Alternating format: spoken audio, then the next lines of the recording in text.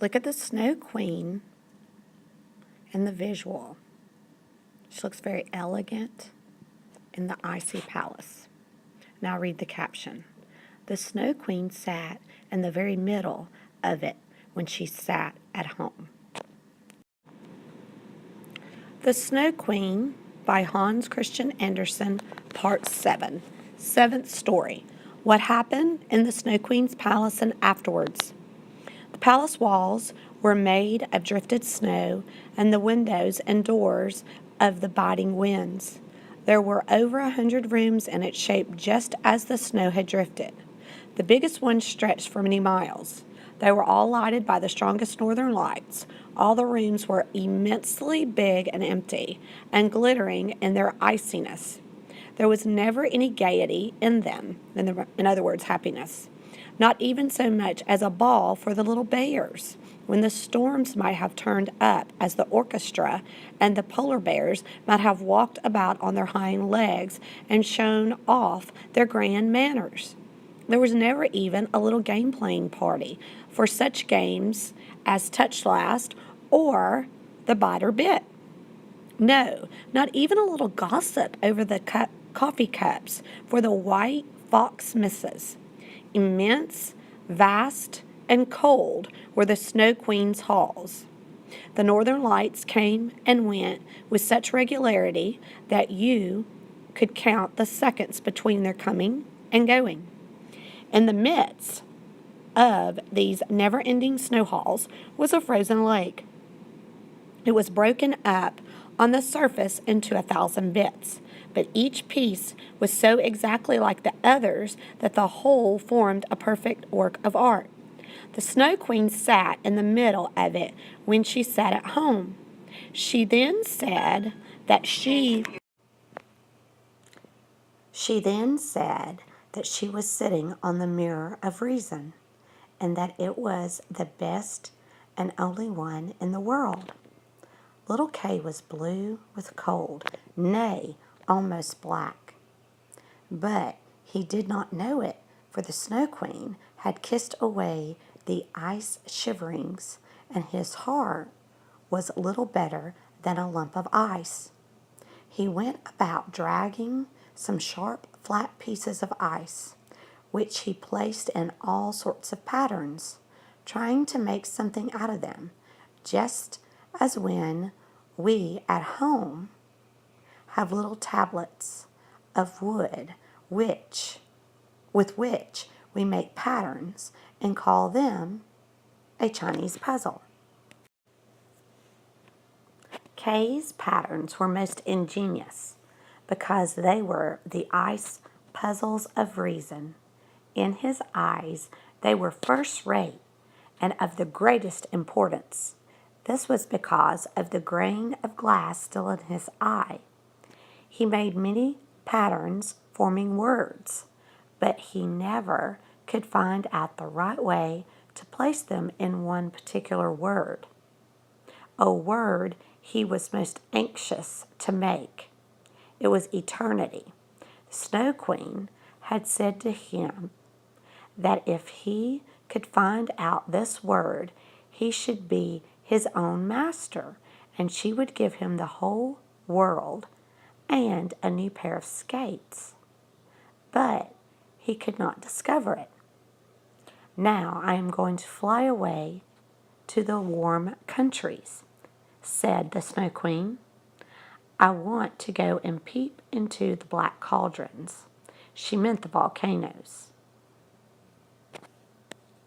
Etna and Vesuvius. I got it out. Vesuvius.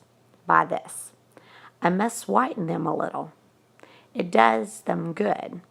And the lemons and the grapes too. And away she flew.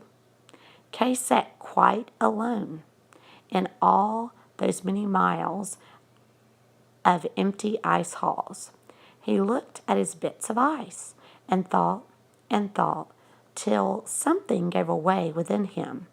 He sat so stiff and immovable that one might have thought he was frozen to death.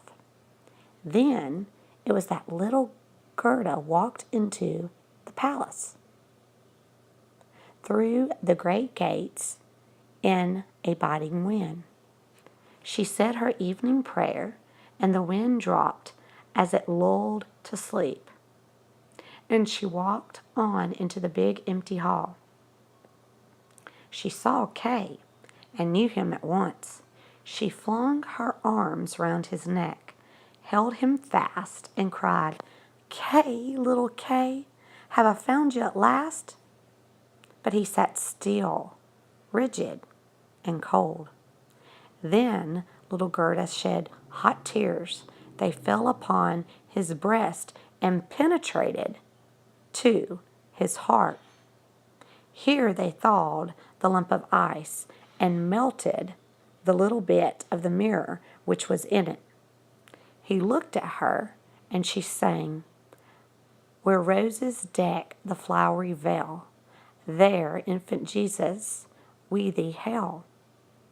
Then Kay burst into tears. He cried so much that the grain of glass was washed out of his eye. He knew her and shouted with joy, "Gerda, dear little Gerda, where have you been for such a long time? And where have I been?" He looked round and said, "How cold it is here, how empty and vast." He kept tight hold of Gerda, who laughed and cried for joy. Their happiness was so heavenly that even the bits of ice danced for joy around them, and when they settled down, there they lay, just in the very position the Snow Queen had told Kay he must find out if he was to become his own master and have the whole world and a new pair of skates. Gerda kissed his cheeks, and they grew rosy.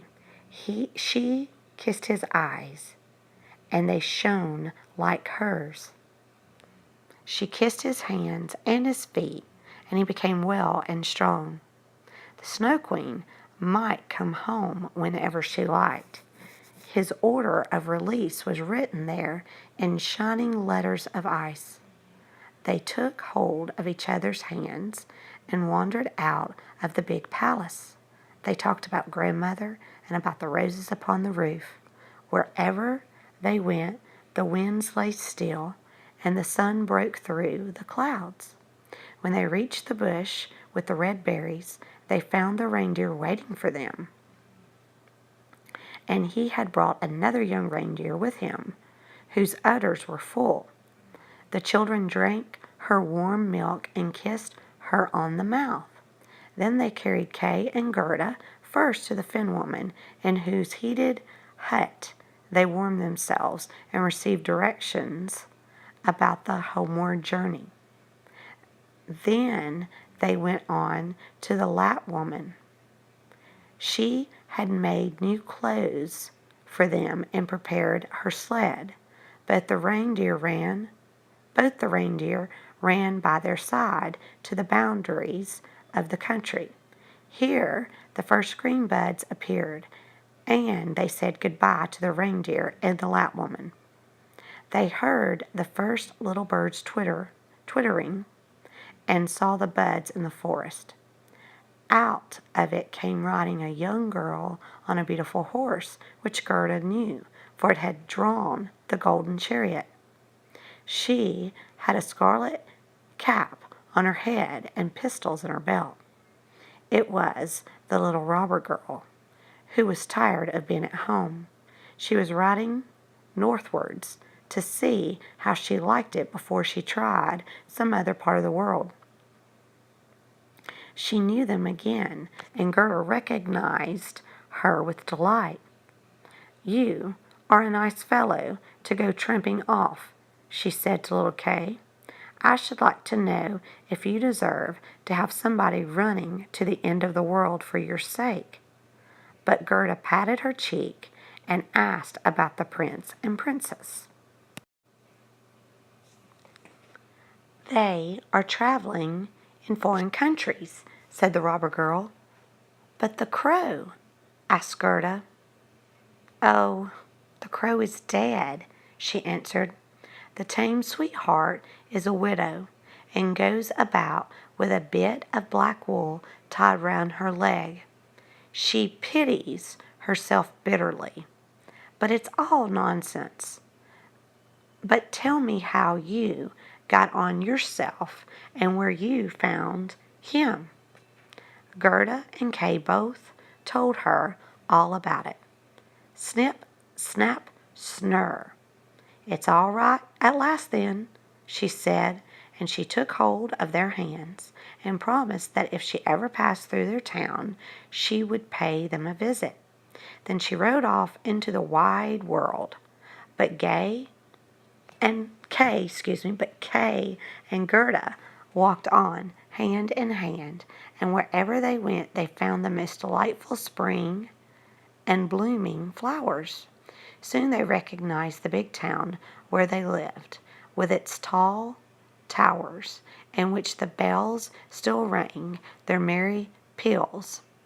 They went straight on to grandmother's door, up the stairs, and into her room. Everything was just as they had left it, and the old clock ticked in the corner, and the hands pointed to the time. As they went through the door into the room, they perceived that they were grown up. The roses clustered round the open window, and there stood their two little chairs. Kay and Gerda sat down upon them, still holding each other by the hand. All the cold, empty grandeur of the Snow Queen's palace had passed from their memory like a bad dream. Grandmother sat in God's warm sunshine, reading from her Bible. "Without ye become as little children, ye cannot enter into the kingdom of heaven." Kay and Gerda looked into each other's eyes, and then all at once the meaning of the old hymn came to them. "Where roses deck the flowery vale, there, infant Jesus, we thee hail." And there they both sat, grown up and yet children, children at heart, and it was summer, warm, beautiful summer.